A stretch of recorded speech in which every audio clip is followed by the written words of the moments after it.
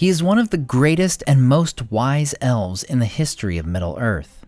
A great healer and lore master, he would be greatly affected by the events of the First Age, and in turn, greatly affect the events of the Second and Third Ages. Today on Nerd of the Rings, I present my case for why Elrond Half-Elven would make a great main character for Amazon's Lord of the Rings on Prime.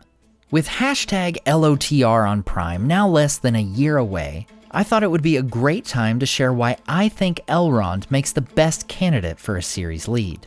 Now right off the bat, I will note that any Middle-earth adaptation can and should have a deep ensemble cast. With that said, let's get to it. Reason 1. A great audience surrogate. We see it all the time in stories with deep histories and complex storylines. A fresh-faced primary character who acts as somewhat of a surrogate for the audience. When someone explains something to the main character, they're explaining it to us.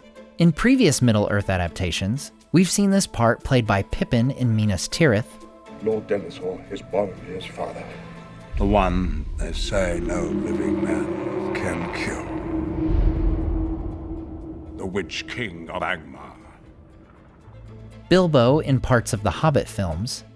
Only a black arrow fired from a wind lance could have pierced the dragon's hide. And Frodo, well, pretty much anywhere he goes. What are they? They are the Nazgul, ring wraiths.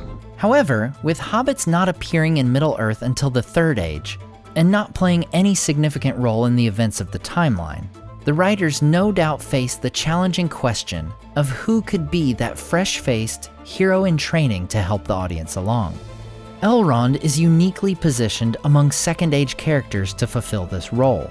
While he's 58 years old at the start of the Second Age, this is incredibly young for an elf.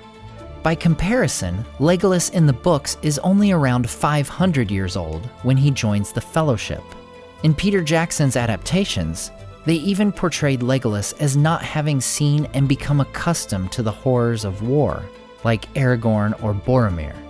At 58 years old, Elrond is primed to be a young elf, though one of high lineage, being groomed into the soldier, leader, commander, and lord he will come to be. Along the way, Elrond could learn many things about this new age of the world as we are introduced to it. Reason 2. A compelling backstory. With the release of Amazon's first promotional image, we've been led to believe that the First Age material is not entirely off the table for this show. This could provide even more rich storytelling opportunities for Elrond's character. As young boys, Elrond and his brother Elros are separated from their parents when the sons of Feanor attack the havens where they live, killing many of their fellow elves who lived in the same area. The children would come to be raised by their very attackers, Maglor and Maithros, two of the sons of Feanor.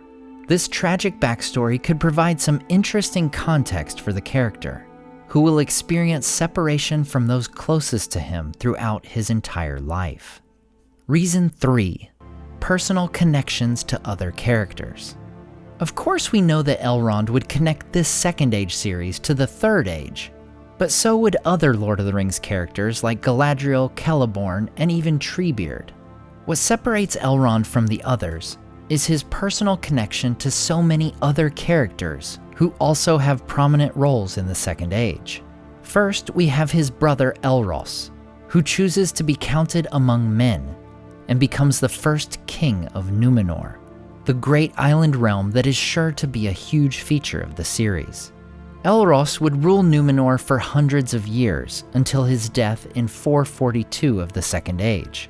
As he was only separated from his parents, this would likely be Elrond's first experience with the death of a loved one. As the centuries pass after his brother's death, Elrond would bear witness to the decline and decay of his brother's kingdom. The Númenorians turn their backs on the elves and the Valar, and fall to Morgoth worship before their island is destroyed. Seeing his brother's people fall to such lows would no doubt take a tremendous toll on Elrond. I, for one, would be curious to see how an adaptation would handle this. Would Elrond be grieved, or would he be angered? But it's not only the men that Elrond has a deep connection with. Gil-galad, the High King of the Noldor, is the greatest elf in the Second Age, and Elrond just so happens to become his second in command.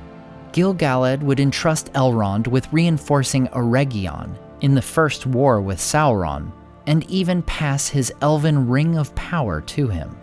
I feel it would be no disservice or even stretch to portray this as a surrogate father-son relationship between Gil-galad and Elrond. And let's not forget, those sons of Feanor that raised Elrond and Elros from childhood, their nephew is none other than Celebrimbor, the great elven smith who creates the Rings of Power. Would Elrond find kinship in another of the line of Feanor, or would he hold animosity against those of that house? While it was said that love grew between Maglor, Maithros, and the twins, would that extend any further down the family tree? As I mentioned earlier, Galadriel is certain to be another character connecting this show with the Third Age that we all know so well. And while you wouldn't learn it from the films, Galadriel is in fact Elrond's mother-in-law.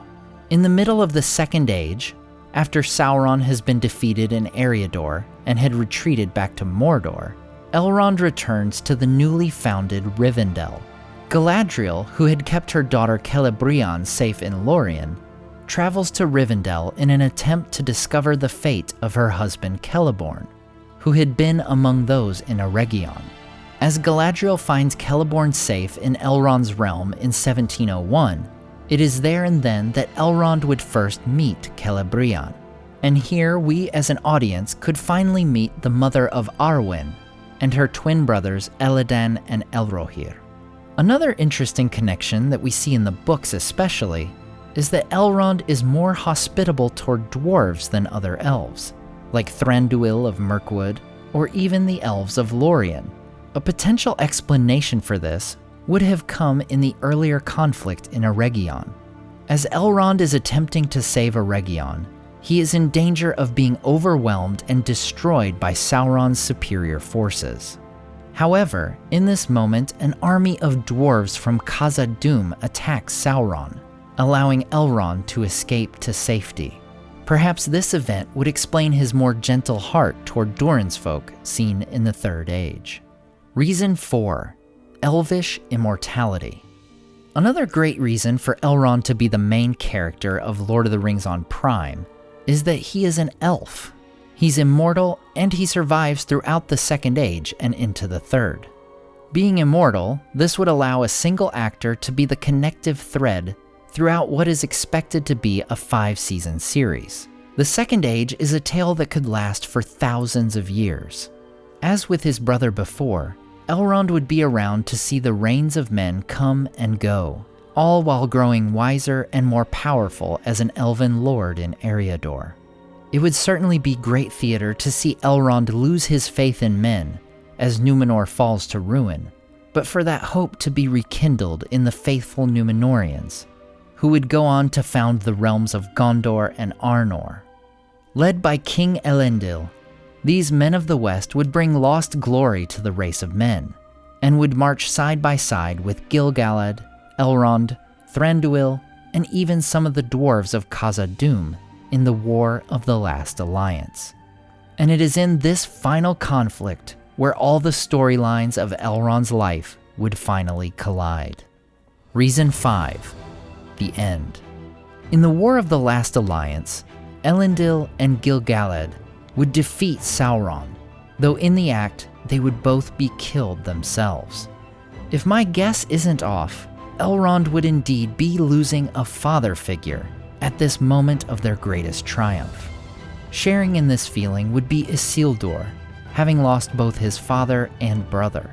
Isildur, cutting the ring from Sauron's hand, refuses Elrond's advice to destroy the ring, instead taking it for his own.